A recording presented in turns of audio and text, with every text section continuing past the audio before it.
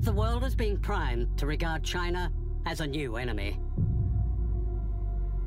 The great power game is... President George Washington said, if you want peace, prepare for war. Where are we going to stop this process before it starts a war? Nuclear war is no longer unthinkable. They're not trying to run the world. They want to keep America from dominating. We need an enemy for all this money, and China's the perfect enemy. The Chinese, 2,000 years ago, built the Great Wall to keep the barbarians out, not to invade them. As we look at China on the map, we can see that China is the basic cause of all of our troubles in Asia. We show the whole world that America is back. I pity a country that would come up against us. We get better and better and better. South China Sea. O yung tinawag ni Pinoy, si Pinoy lang naman tumawag dyan, West Philippine Sea. But it was not recognized by the other country as West Philippine Sea. That is originally South China Sea.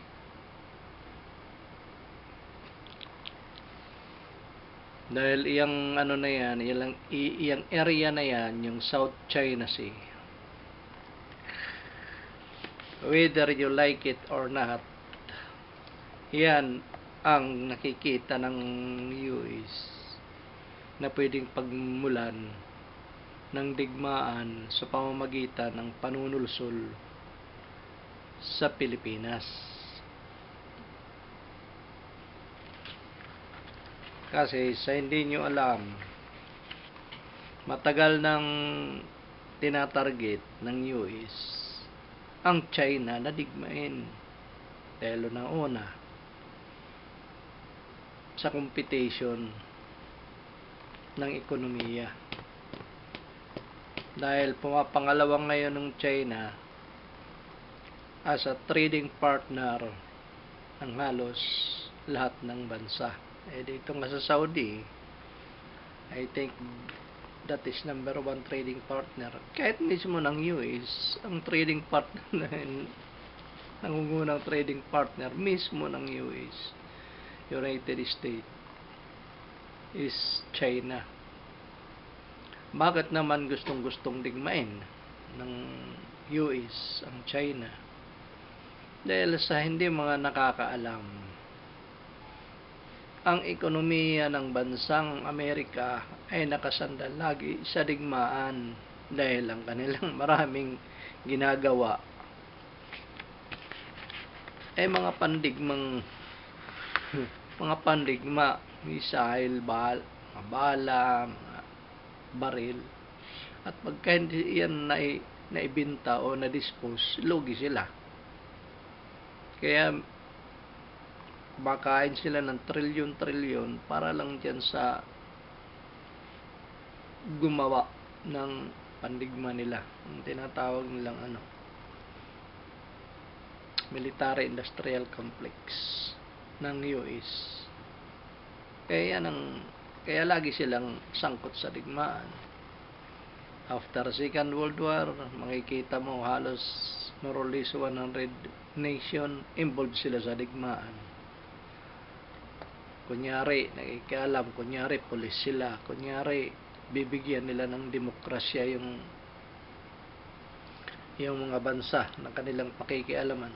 Tatalos ng bansa, pinakialaman na.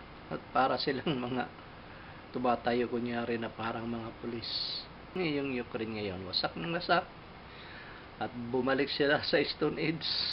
Wala lahat ng mga 60% ng kanilang mga cities, wasak. Ang mga tao ay naglipatan sa ibang mga lugar.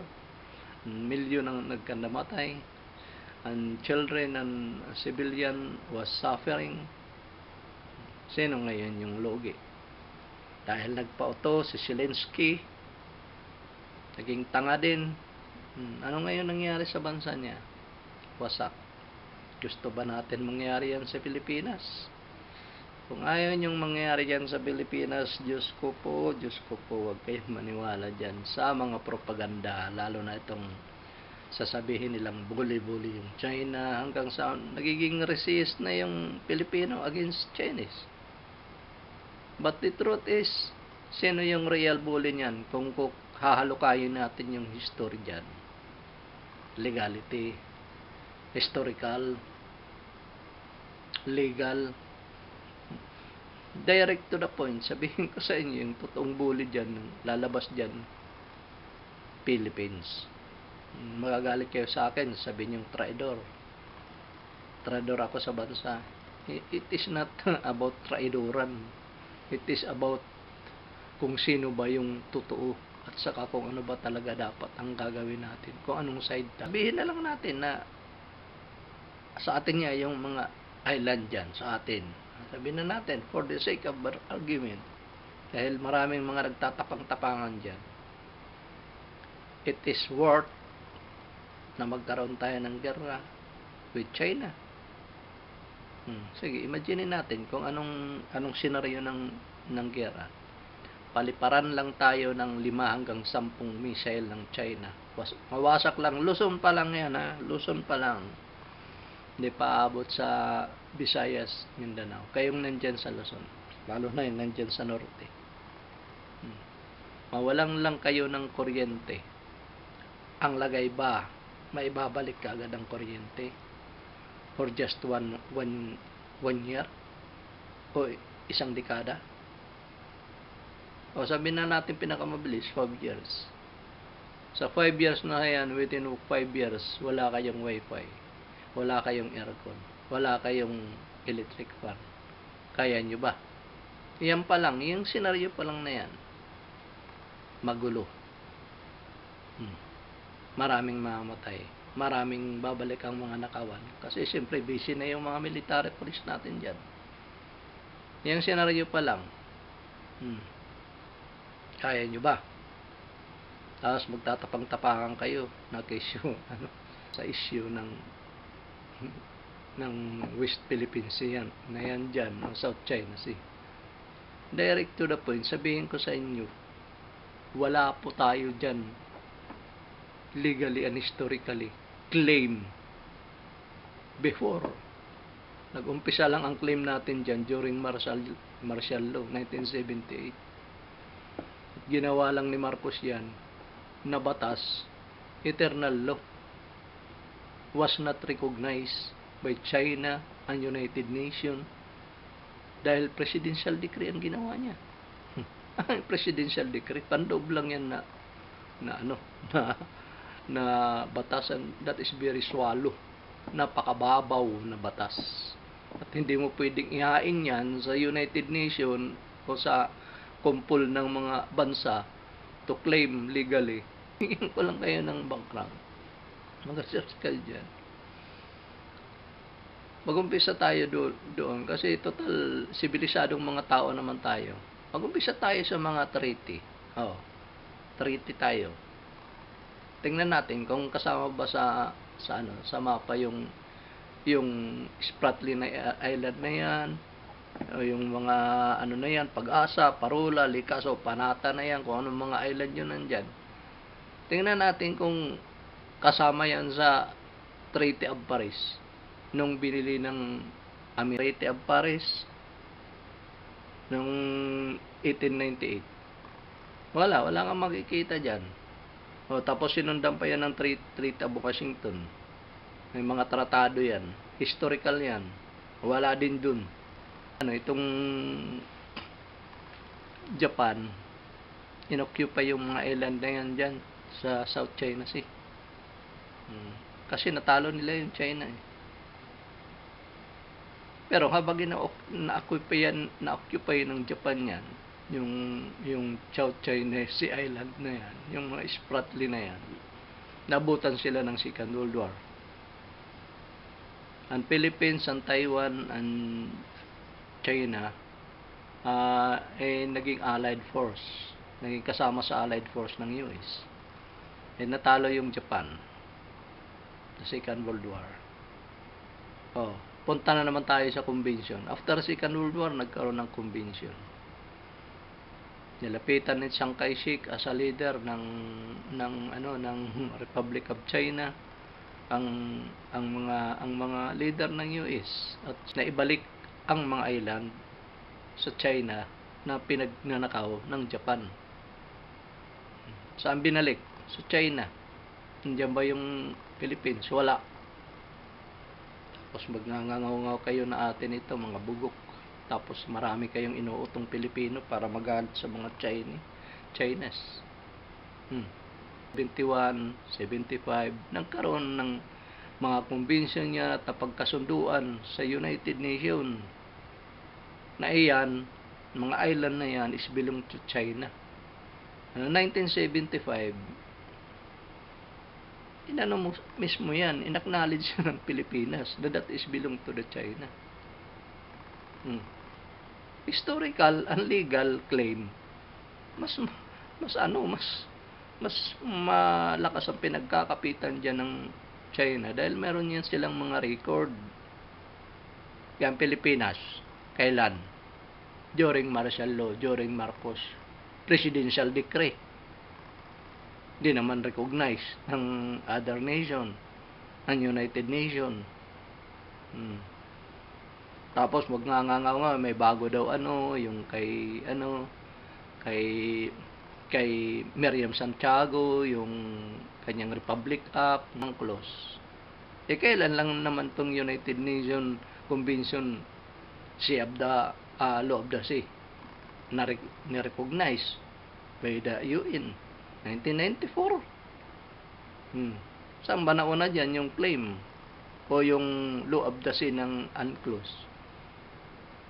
At speaking sa Law of the Sea o na UNCLOS, wala ang sinabi dyan ang arbitral award na it will be belong to Philippines. Walang sinasabi dyan. Ang sinabi dyan, free lang lahat ng bansa dyan. Nila yung tao, ginagalit nila yung tao na atin ito. But historically and legally, it is not ours. Tayo yung nang-agaw dyan. Tayo nagpasaway dyan. So, anong point ko dyan? Kahit pa sabihin natin na atin yan, it is not worth to go to war with China. Kasi unang-una dyan, ang babagsak dyan sa atin. Ngayon pa lang na nagbabangayan, bagsak na yung ekonomiya natin. Tingnan mo, dami naghihirap. Ang unang-unang tatamaan dyan sa atin is economy. Bagsak ang ekonomiya natin. I-pull out lang ng China yung import-export niya.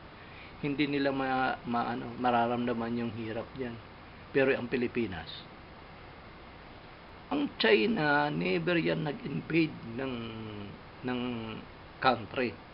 At hindi mangyayari yung mang-invade. Wala yan sa history nila. At wala yan sa DNA nila, ang mang-invade. Ang ginagawa lang ng China is to defend themselves.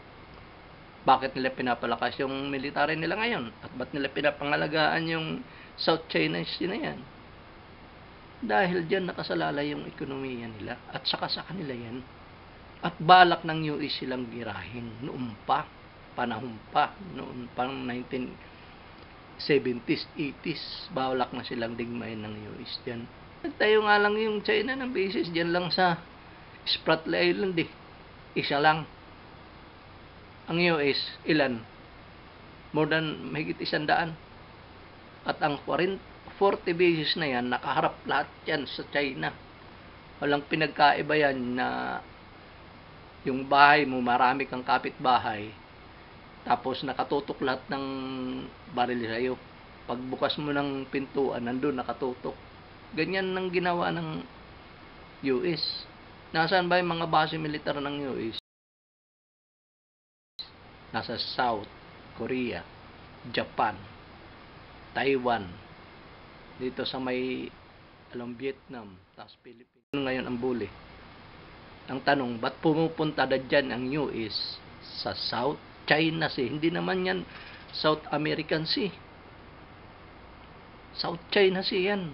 Belong to China. Bakit nandyan yung US? Kasi nagtatanggol daw sa sa mga ka-allied niya. Hindi. It is not because of Philippines. It is because of their own interests. Pag nawasak ang Pilipinas, dahil ang Pilipinas ang magiging battleground walang US na makikita mo dyan.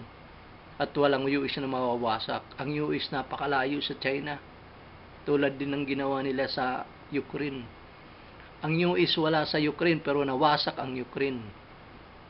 Ang US wala sa Pilipinas, mawawasak lang ang Pilipinas, tayong magsasuffer. Ang pinakadabis dyan na dapat gawin tulad ng ginawa ni Digong, magkaroon tayo dapat ng diplomasya lagi sa China. Kasi ang China, dahil palakas yung ekonomiya, dapat sumasakay tayo para lumakas din yung ekonomiya natin. Hindi dapat nating girahin. Yan ang ginagawa ng mga kalapit nating bansa. To go with China para umunlad ang ating ekonomiya. Anong nangyari ngayon? Bumagsak ang ekonomiya natin. Stock exchange, bagsak na bagsak. Tapos makikipag-gira ka pa.